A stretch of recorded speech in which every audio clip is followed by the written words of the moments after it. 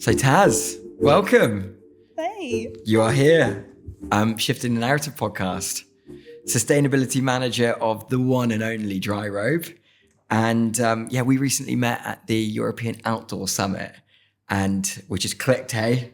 And I knew there and then that you were one of those very driven and dedicated people in sustainability that is just there to get shit done.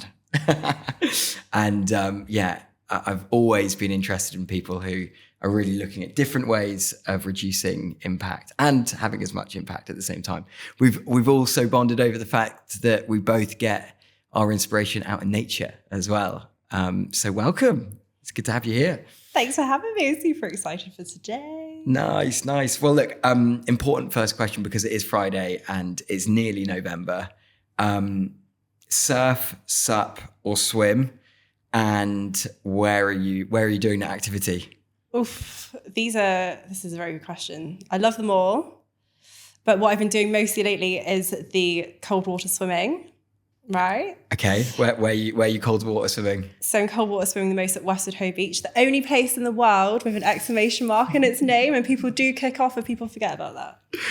Love that. Our creative director, which you know, actually, Louis, he's very proud of the exclamation mark in that area.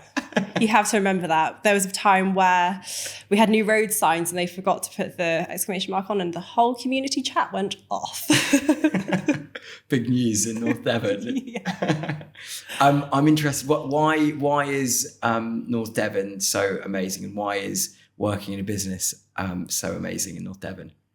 We have so much beautiful nature outside. We've got endless coastline, endless beaches, endless cliff lines. We've got the forest, we've got the walks.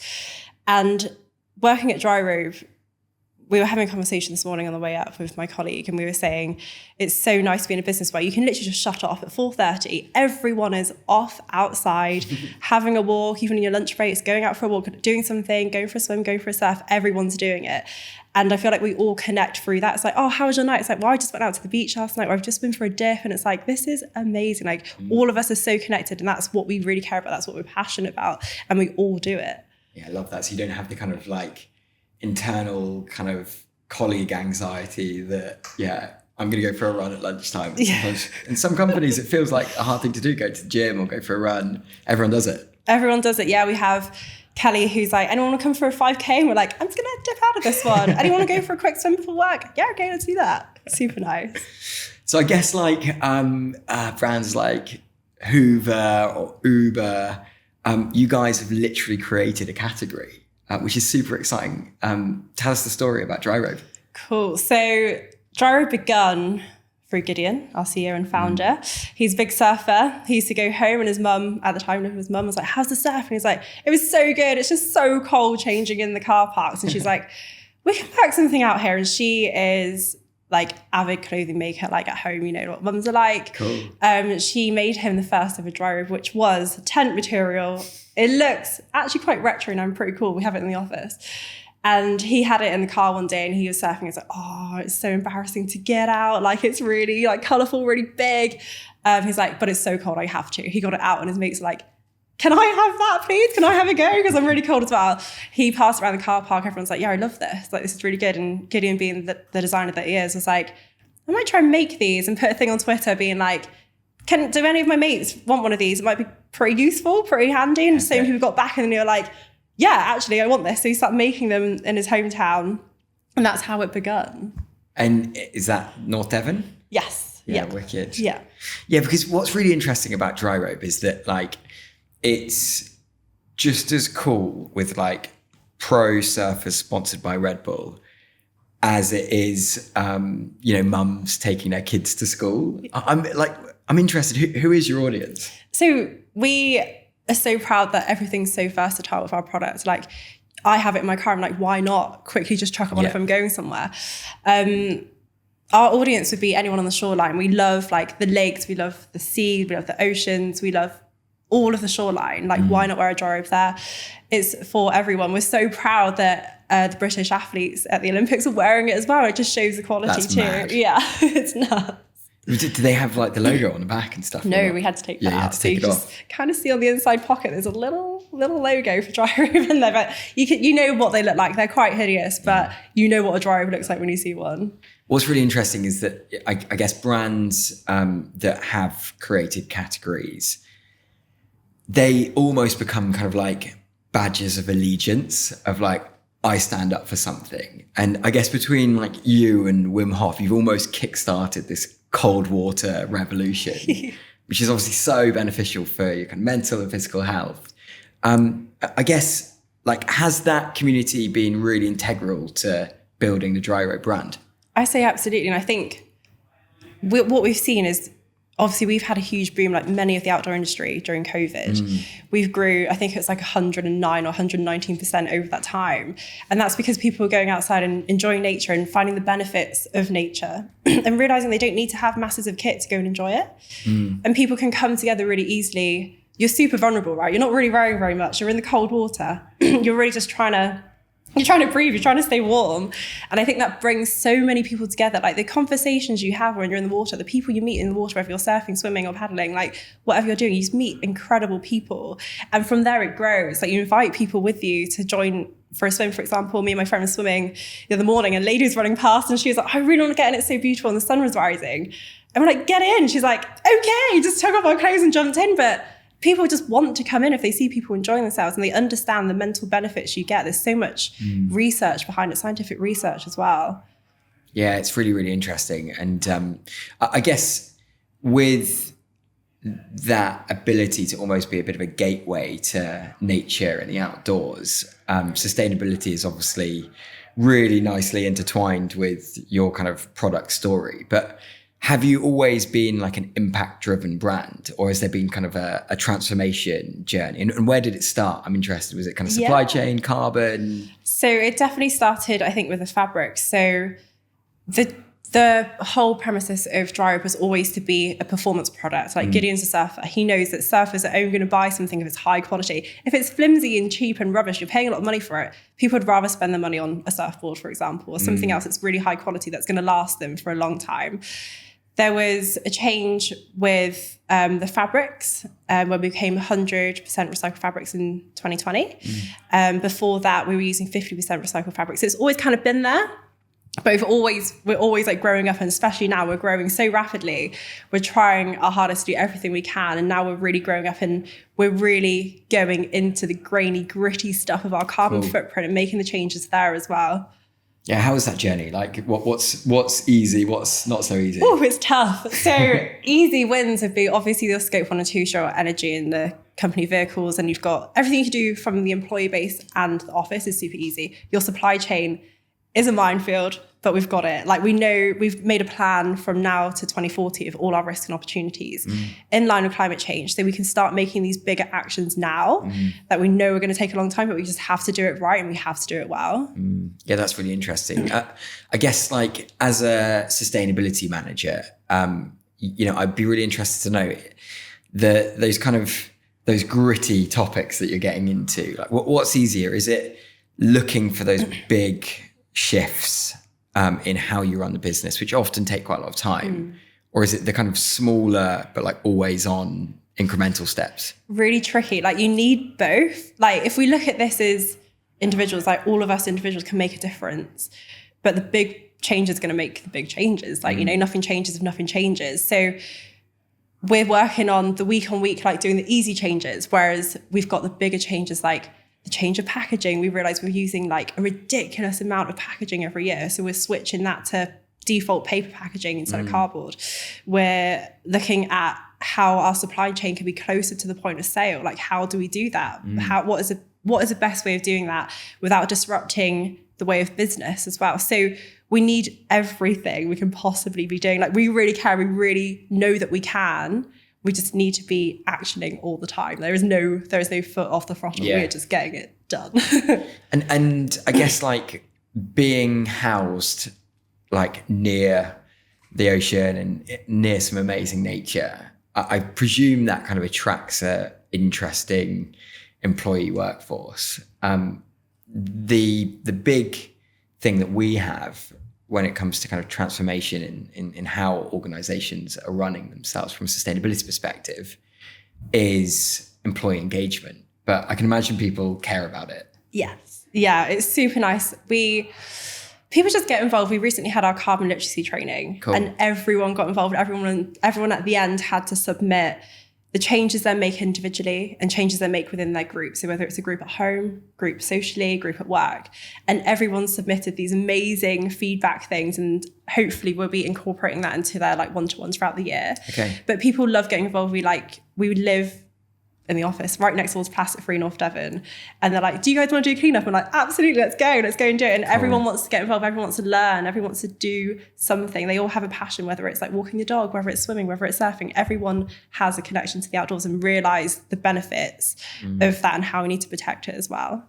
Yeah, I guess, that's an interesting perspective, isn't it? Almost like speaking to workforces and saying, like, what are you passionate about that isn't necessarily carbon? Yes. And then almost finding ways to get engagement through their passions. Is that like one of the main takeaways you kind of give advice to other people? Yeah, absolutely. Find the passion, find the root of like what they care about. It might be that they care about their grandkids and like the future for them. They may not be an outdoor person, but they really care about the future for their grandkids. They care about who they bank with, like who their mortgage is with. And then it's like, oh, actually, this money that I'm spending and like saving with these people could be doing something better. And it's like, for a person, they don't have to do very much to get that done. It's like, but they know in their heart they're doing something well. And it's like finding that care that's really going to make the change happen through that passion. That's really interesting. Yeah. I guess as any category leader, you must have like a bit of an influx of replica brands who are copying your designs or copying your kind of marketing and sales strategies, but effectively doing things without the kind of attention to detail when it comes to sustainability and, looking at cutting corners to cut costs. Yeah. Like, do you have almost a problem with cheap knockoffs? We trust in what we do, and we know that everything we say is absolutely backed up. Yeah. We know that with certified fabrics, it comes with a higher cost. If someone's saying these claims and like doing half the price, we know that they're not actually doing what they say they're doing. With the Green Claims Directive in the EU, in the UK, they won't be able to do that anymore. And we can trust that in ourselves. Like, as we are growing, we know that we have to adhere to that. And if we're not, then we're kind of screwed. So we have to. And we know that from the people who've had their dryers for 10 years already, and they're like, it's absolutely fine, it's still living, it's still breathing, it's still doing its thing, that really shows the quality and the performance of the product. And that's what we aim for. Like, from the beginning of Dryrobe, we just want quality and performance through everything we do. And it shows, even as we said, with the athletes, they're wearing it. We have great ambassadors, like got cottages going to Nazarene, like on and off with Dryrobe all the time. Really? And it's like, of course it's working. We trust that. And we know that we do well. We see a customer service team. Sometimes we hop on, like we do share jobs quite often. We do hop into other departments. I go in there, it's like, you see comments from customers being like, oh, I've tried a different brand, but I've heard from friends and family the Dryrobe's good and I don't regret changing over to Dryrobe. Like, they see the difference, they see the change. We just trust the word of mouth as well. Well, yeah, let's talk about those kind of fabrics and materials. I guess, a lot of people are familiar with things like organic cotton, and there's certainly kind of a big movement of like recycled materials. I guess, do people know about things like PFC free waterproofing, and do people care about it? Yeah, I feel we do get asked this question, but not often. So like, they're fluorocarbons. They sound really fun, but they're really bad for the environment. They are waterproofing materials. They're also on like your saucepans and stuff as well. They help the beading of water when it goes onto your Dryrobe, for example, instead of it being absorbed. The issue with them is they're man-made synthetic carbons. So they brush off when we're all on the outdoors. They're on before PFC free, they're on every garment. So you could be up in like the glaciers, you could be hiking, you could be whichever, you could be by the lakes, and it's rubbing off kind of like microplastics or nanoplastics, and they're left there, and it's like they're absorbing. These toxins are also super harmful to us as humans in terms of like liver issues or like hormonal issues for women. Like, we're having all of these things and they're not recognized. Like, it needs to be talked about so much more. With Dryrobe, we've got the plant-based PFC-free coating, which is amazing. So we're not using those harmful chemicals in our products, but it still has the great properties of waterproofing. Yeah. I guess like it was made because it did a good job, but Yeah. effectively wasn't considered from a full lifespan. Yeah, it's so risky, isn't it? Like so many things come into play. Like this is a great alternative, it's doing amazing stuff, and it's like, but it's really harming you and the planet. Like we could not be doing that. Yeah. Yeah, I love the vulnerability messaging that the likes of the, you know, the Patagonias of the world, the Outkits of the world, they've really kind of like lent into the fact that, you know what, we thought that this was a good option, but it's really not. And it's just about honesty. Like we've done this, we realized it wasn't so good, but this is how we learn together. This is how we all move on together, and that's what we need in the outdoor industry. Anything in the Dryrobe camp where you've had to like be vulnerable and honest? I think, we've had the chats about our packaging quite recently. So this is when we're doing the carbon footprint, the baseline year. We found out we're using a lot of cardboard and also a single-use plastic bag to protect the garments when they go through manufacturing. We are bringing out the story soon, but basically we've done a whole inventory and a whole like detailed like impact of the cardboard, of the single-use plastic. It's like, is this right? Is this wrong? And we've chosen to keep this poly bag, right? So it's 100% made from recycled materials. It protects a product when it goes from the manufacturing point of view all the way over to us in the UK. We know that if that poly bag stayed onto the end point of the customer, there's only a 5% chance it's going to get recycled. If we keep the poly bag on and remove it at our logistics company, we know that it's 100% going to be recycled again into a new product. So we are able to justify our reasons for keeping that, and we can trust that it is going to get recycled there. We know what the impact of that poly bag is. We know what it does to protect our garment. Again, we want the quality of our product to be kept in place. It's a really tricky thing. Obviously, everyone's like, anti-plastic. And it's like, yeah, fair play. But sometimes it does have a purpose. I mean, it's like probably the best material that humans have ever created, but it doesn't have a system to work within. And it's really interesting. Keeping control of the product so that you can minimize the impact of it is really interesting. I guess, is there any other materials or kind of like specifically in textile manufacturing processes that you think that people don't know about that they should know about? Personally, I am super worried and have been for many years about when we use natural materials and turn them into a synthetic.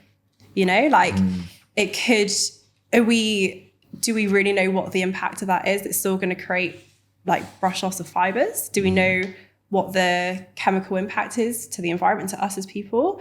Like, yes, they can be compostable, but in the right environment, like it could be so misleading to people who aren't into this. Like, it's compostable, biodegradable. Like, what is this? And it's like we can get these tensile fabrics maybe, and then we can make them into synthetics. And it's like, is this the right thing we're doing? Like, should we? And personally, I think sticking with natural materials where we possibly can and keeping them in the most natural way is the way that we should be going. Yeah. I mean, it is. Yeah, it's definitely an interesting one. I guess with so many brands out there all claiming to be like different or trying to do things differently, it actually just creates consumer confusion, right? Oh yeah. I think the narrative of, you know, sustainability departments and communications departments getting really, really close is interesting. I guess, is that built to last narrative what you lead with in comms? Absolutely. Yeah. We want people to have their Dryrobe for a long, long time. Yeah. We have our performance guarantee. So we make sure that we like trust our product and hope there isn't an issue. But within 12 months, if you find an issue, we will take back your Dryrobe and send you out a new one. But what we do with that taken back one is we check it over. We then have a second sale every year. So the second sale is in our local area in Devon, where we invite the locals come to our second sale, purchase Dryrobe at a reduced rate. There may be some faults and it's noted on the Dryrobe. And then all that money raised will go to local charities in the area as well. So we also, anything that can't be sold, anything that is absolutely not sellable. We do recycle the materials. So we have a team of us in the office who go through the pile of dry robes and separate all the materials. So we've got the fleece lining that goes to local animal charities. Nice. We've got a box or two of nylon fabric that I'm keeping ransom and is not allowed to go anywhere until we find a solution for it to be recycled. Like, I love that. It's good material, it's lasting. There just may be something with it that we can't use again, but we need to find a recycling solution for that. Yeah, that is interesting though, isn't it? Like those kind of second sales. I guess the perception of maybe cold water swimming is, and you know, other kind of adventure orientated sports and activities like surfing, there is a perception in lots of cases that it is quite a privileged activity. And I guess you've always been really interested in kind of like opening up the outdoors to everyone. Like what is Dryrobe doing in that case? Yeah, so I think the first part of this is we're helping people get outside and get outside for longer, so they're able to enjoy the outdoors. We have our warmth projects where we support many different charities to get outside and to get out for longer and to help them enjoy those sessions that may be a bit too cold and they're like, oh, I don't want to get out there. But it's like, no, but you really do. And it's really fun. It's such an interesting barrier, isn't it? Yeah. Like, oh no, it's going to be too cold. I'm not going to do it. Yeah. And it is though. You find mornings where you're like, oh, I don't really know if I want to go out there. But you're like, actually, I've got my Dryrobe. I'm absolutely fine. So there's some charities we work with, for example, Love Rowing. They are incredible. That's part of British Rowing, right? So, what do they do? So they are based, the main project is based in Lowestoft in Kent. I think it's Kent. The other side of the UK to where I am. But basically what they do, they have a really, really low income area, really deprived area. And these kids aren't going to school, right? So they're not going to school. They're getting expelled. They're getting excluded. They brought in rowing as an activity for these kids to do. And the kids are loving it. They're on the water. They're doing an experience they've never done before. They have, rowing is quite an elite thing, right? It's quite expensive. Yeah. There's kit everywhere. It's overwhelming. There's so much to do. But these kids are able to go rowing, have this amazing experience. And what they found is kids are going to school. The minibuses don't have to drive around Lowestoft anymore to pick up these kids and make them go to school. They are going to school. They're not getting excluded.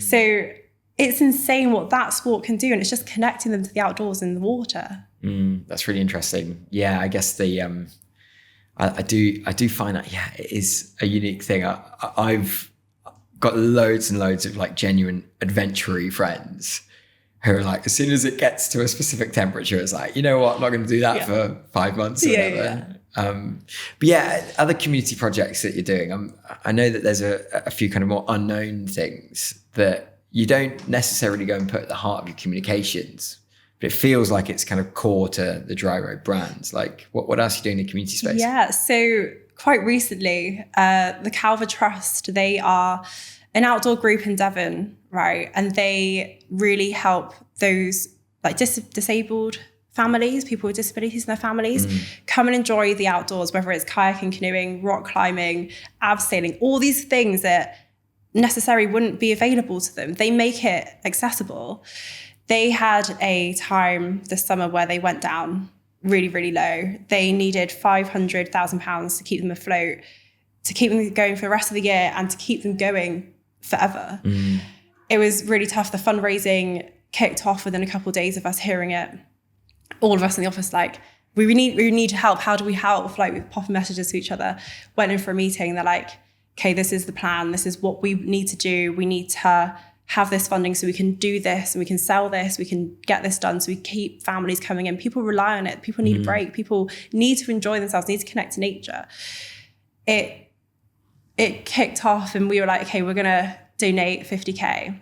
And from that point, with the big donation, we started the influx of donations for them. So it's a cool. So it's a crowdfunder. So if the money isn't raised, so don't get it.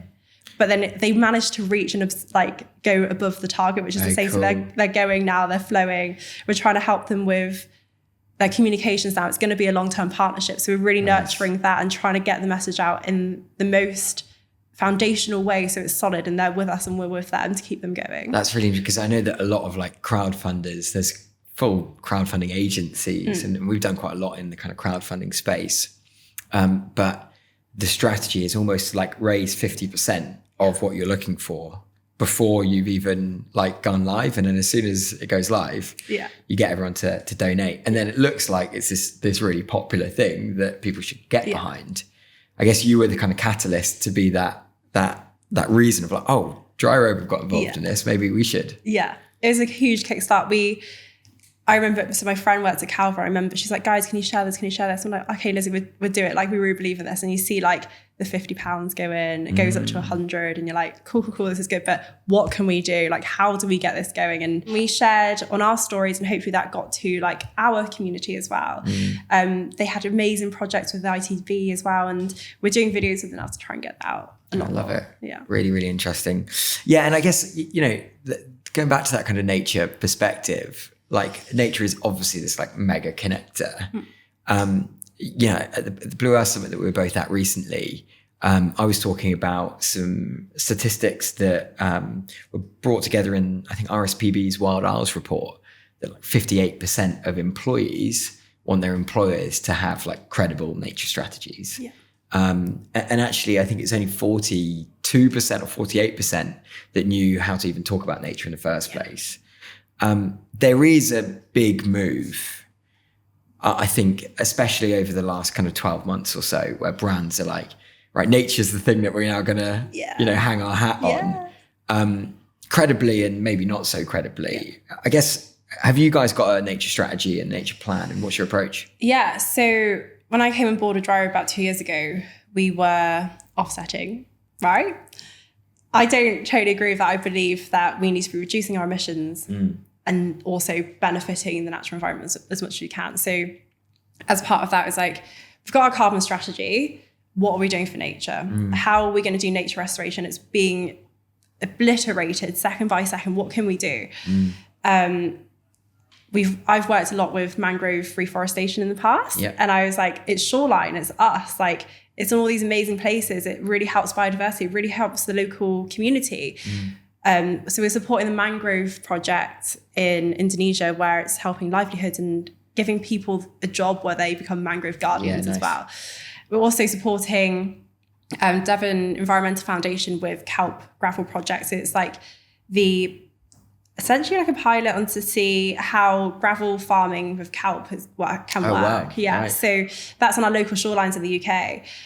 And we're not connecting that to our carbon footprint. We just do it because we believe that it should be restored. We need this for biodiversity. We need it for us. We need it for our shore breaks. We need it for everything. It's all connected.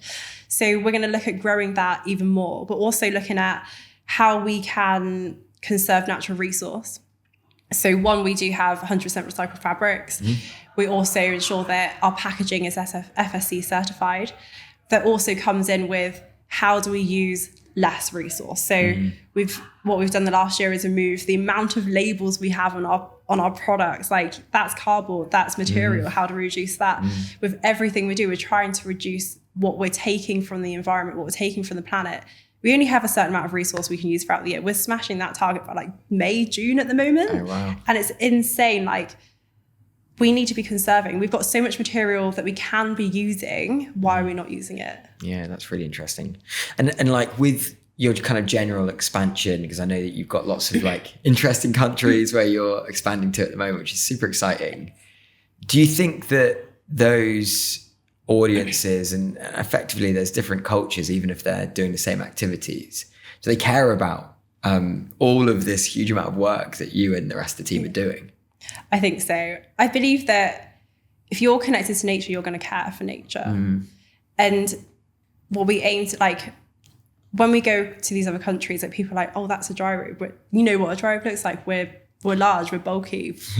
You got to be quite bold to wear it. People know what it is. And I feel that people will choose a product they know that's going to be doing the best it can for sustainability, doing the best it can for environmental awareness and action as well. So I feel they are super connected. I feel we know in Europe there is high legislation, right? We've got France is like the ones who are like hottest on it. They want everyone to be top of the top, which I am so on board for. Everything we do as a business has to align with the highest standards. Whatever anyone's asking us to do in the world, we will align with those guys who are asking us the most. Like, greenwashing claim directive, green claim directive. Yeah. They are asking for us to be so specific, and we are literally going through everything on our website all the time. Like, is this in line? Is this in line? We can't be saying that. We can't be saying this, without trying to green hush ourselves so much. Yeah.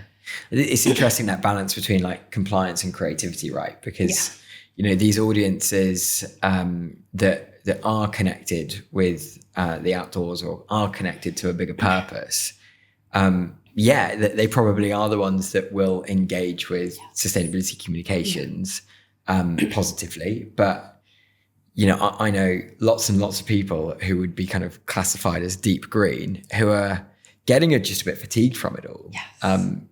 I'm really interested with the fact that, as you just mentioned, that your product isn't like supposed to be this flattering, sexy piece of fashion, right? It's really practical. Yeah. Actually, I think they do look really cool.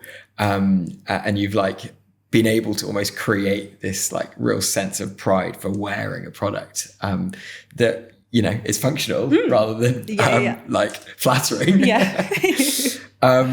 And I guess like celebrating the quirks, celebrating the like unique color patterns that you create, and then celebrating like doing sustainability differently. That all seems to be like a creative message that can package up really easily together. Do you think that helps the engagement of when you're actually talking about sustainability? Yeah, I think so. I feel personally, we've had many talks in the team that we need to be a bit more out there. We need to, like, we are quirky. We have the Dryrobe, which is bold. Like, let's be more bold in how we talk about this. But what we're so careful of is, again, like swamping these people with the messages. Like, our aim is to get people outside to get change and stay warm in a way that they're comfortable with, right? So we really want to get that message into them. But we also know that we need to voice what we're doing a lot more. Like, we're quite careful of how we do things. Like, it's quite a soft approach, but we could be doing so much more on that. Yeah, I think it's one of those, isn't it? That like they often, it goes in waves. There are times when that kind of feeling or ability to go bold is, let's go do it. Yeah. And then there's times when, let's be honest, at the moment with the world moving away from big, lofty, and let's be honest, quite optimistic and ambitious targets, which often correlates to communications, which can be bold and lofty. We're at a position of now thinking about, right, well, we've set these targets, how are we going to do it? And that isn't necessarily an easy message to go big and bold with. So I feel like almost there's a few brands that come in and they do these kind of big campaigns, and then lots of other brands are like, you know what, let's go and do the same. That's what's, I think, such a unique thing about sustainability and marketing kind of becoming really close to each other. I think so as well. And I think what we have to do is just make it really foundational to who we are. Like, make it organic as well. Like, it can't be like, oh, we've just released our scope 3 emissions, our scope 1 and 2 emissions, here they are. It's like, no, it has to be like, what are people going to connect with? What are people really going to care about? What do they want to know? Like, we don't want to just be like, oh, have a Dryrobe, have a tree. We don't want that. We want to be like, this is meaningful. We do meaningful stuff in the company. We really care. It's authentic. Yeah, we really care. It's really ingrained in us. But how do we share that message with you? Like, what do you want to know? Yeah, that's really interesting. And look, we're both B Corp. Hell yeah. I'm interested to know, going through the kind of B impact assessment, what were the pillars that you found easy and maybe not so easy to do? I think the easy stuff was probably, when it comes to the environmental thing, like, we wanted to do well, we wanted to be better. And with B Corp, it gives you those steps to be like, you can be doing this. It's like, well, why are we not aiming to that? Let's aim towards this, and like put in a work schedule on how we can obtain this as well, and how we support our workers, how we support our team. Like, I think that's why Dryrobe is so amazing to work out, because we have these amazing policies. It's so flexible, and we really care about the people, and that's from the top as well. So that was the easiest bit. The hardest bit is the governance, right? So you have to, when we weren't a B Corp, when we were first starting, we didn't have a board. There wasn't a board of directors. To get that across the line I think was a massive feat. So it was a previous person, Tasmin, but funny enough, very similar names. She had to put that through, and I was catching up for the other day. It's like, how hard was that? She's like, pretty hard. There's a lot of people to get around the table. You have to get all the stakeholder engagement, make them agree to this legally binding document, and make sure that if anything changes in the company, you're still going to do everything with these values in mind. That was so hard to put together, but it's really paid off now. Like, we have a board, we have an amazing board, we have incredible chats about how we include sustainability in everything we do. Like, I sit on the board as a guest, and it's like, guys, have you thought about this part here? Like, what about the sustainability and environmental side? Oh, good perspective. Yeah. So it's good that we have that. It was hard, and again, with the putting in the policies and procedures, it's a big thing, but it pays off. Do you think having Gideon as the kind of founder and CEO means that you can be quicker to like activate certain things? Some things, yes. You still have the rest of the board to go through. That's true. Yeah. But, you know, I guess as somebody who's also like deeply ingrained with things like surf culture, you know, I can imagine it's one of those that, yeah, it feels like there's a sense of, okay, let's try and do as much as we can with the capacity and the time that we've got. Yeah. And that's what's kind of really resonated with me seeing your journey. I guess I'm interested to any listeners who are either going through reassessment or they're thinking about going through B Corp. Like, what would your advice be to get certified? I think if you're struggling, every area will have a B Local group. That's true. Which is full of B Corps who've done it. They're going through it as well. It is hard. But ask them the questions, ask them what you're struggling with. Like, we're such an open book. Most of the B Corps we want to share, we're normally quite small businesses with not much capacity, but we can share the knowledge, we can share the information, we can share the documents that may be helpful. Like, just ask, like, keep asking, and get a team together in the company. It's not just one person going through B Corp. You need all of you to go through this. Especially the board. Yes. Love it. Tas, we are running out of time. And as always, we have some final quick fire questions. Okay. So yeah, I'm interested to know what you're listening to. What music would you be like pumping on the stereo on the way to a surf or a wild swim? So it's not very zen, but I would go for Hybrid Minds just because it gets you going. Yeah, drum and bass head. I love that. There was I'll tell you about a wedding story with Hybrid Minds after the podcast has ended.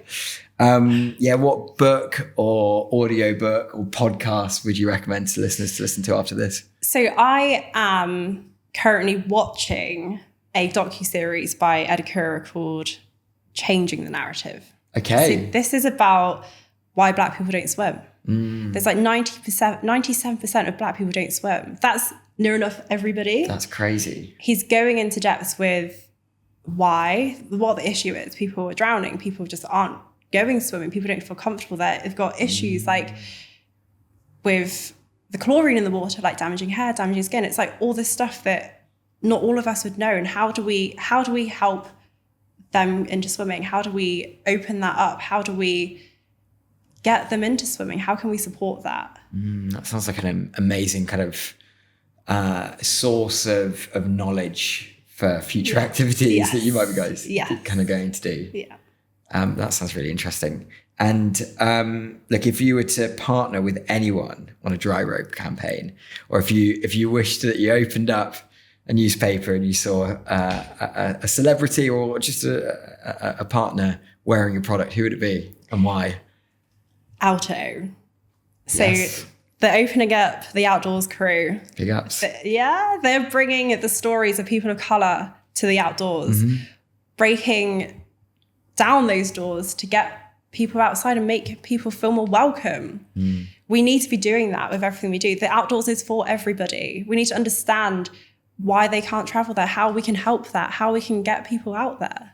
Love that. Well, that's a full circle to where we met. And big ups Phil and Kami and all the Alto crew. We've got some insight that they've been gathering from specifically the German market, looking at opening up the outdoors and specifically how outdoor retailers can do more. And we're going to be we're kind of releasing a bit of a report that we're designing up at the moment. So that's going to be coming out in the next few months. Definitely check those guys out. Yeah. Tas, thank you so much. As always epic to chat to you. And can't wait to see what is next for the Dryrobe journey. Yeah, you too. Thanks for having me on. Cheers, Big ups. High five. Sweet.